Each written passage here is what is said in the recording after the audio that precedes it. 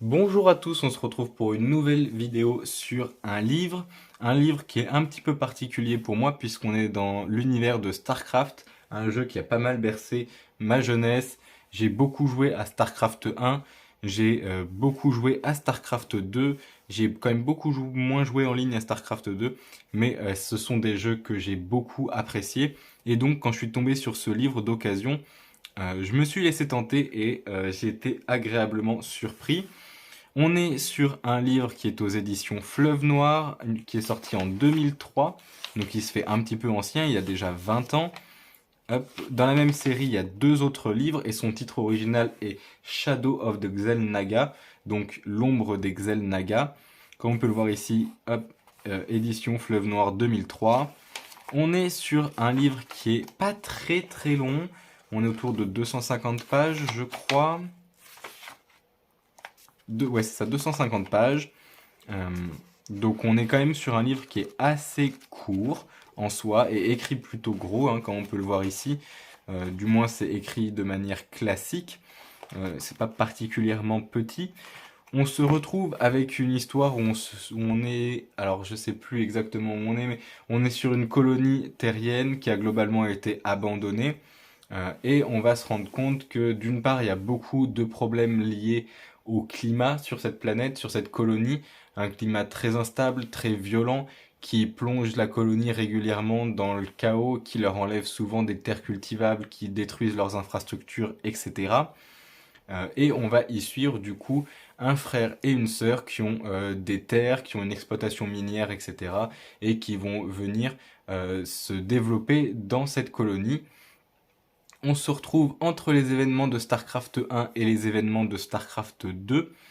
Il y a quand même quelque chose qui m'ont chiffonné, mais on verra ça un petit peu plus tard. On va pas développer l'histoire plus que ça, sinon je vais vous spoil. Mais globalement, pour ceux qui n'ont pas joué à StarCraft 1, Sarah Kerrigan est devenue, disons, la maîtresse des Zerg. Elle est devenue leur chef, elle les contrôle, elle pense avec eux, elle est littéralement dans l'essaim. Et on va retrouver un petit peu de son histoire à l'intérieur, tout comme un petit peu de l'histoire d'Exelnaga, des Terriens. Et donc on retrouve vraiment tout l'univers de StarCraft mêlé en un seul livre, ce qui est très agréable. Puisque j'ai vu d'autres œuvres StarCraft où malheureusement on suivait que les humains et les Zergs, ou que les Zergs et les Protoss. On suivait pas forcément les trois à la fois, donc là on a les trois à la fois entre guillemets, ce qui est très agréable. L'édition Fleuve Noir, c'est un éditeur que j'aime beaucoup en plus de ça. Si on va regarder la quatrième de couverture, on peut lire: dans un lointain futur, à quelques 60 000 années-lumière de notre planète, une confédération de terriens exilés est contrainte de lutter contre des monstres envahisseurs, les énigmatiques Protoss et les impitoyables Zerg. Chaque espèce se bat pour assurer sa propre survie parmi les étoiles, au cours d'une guerre qui annoncera le début du plus grand chapitre de l'humanité. On prédira sa fin sanglante. StarCraft, Bekaar-Ro, un monde désolé en marge de la Terran Dominion, où chaque jour une poignée de colons humains lutte pour sa survie. C'est une terre en friche, un grain de poussière dans la vaste étendue liquide qu'est l'espace. Mais lorsqu'une tempête d'une incroyable violence déterre un impénétrable artefact extraterrestre, Bekaar-Ro devient l'objet de toutes les convoitises, le saint graal des Zerg, des Protoss et de l'humanité elle-même, les forces des trois grands pouvoirs rivalisant pour obtenir les secrets perdus de l'espèce la plus puissante euh, que la vie n'ait jamais engendré, quelque chose comme ça. Malheureusement, il y a l'étiquette dessus, donc on ne pourra pas en voir plus. C'est un texte qui est inédit, donc on le retrouve pas dans les jeux, on le retrouve pas dans les BD StarCraft, on le retrouve pas dans StarCraft Frontline, le manga.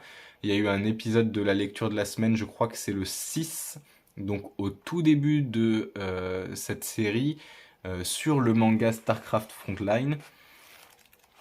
Donc voilà, on retrouve cette histoire nulle part ailleurs, elle est inédite et ça fait très plaisir également.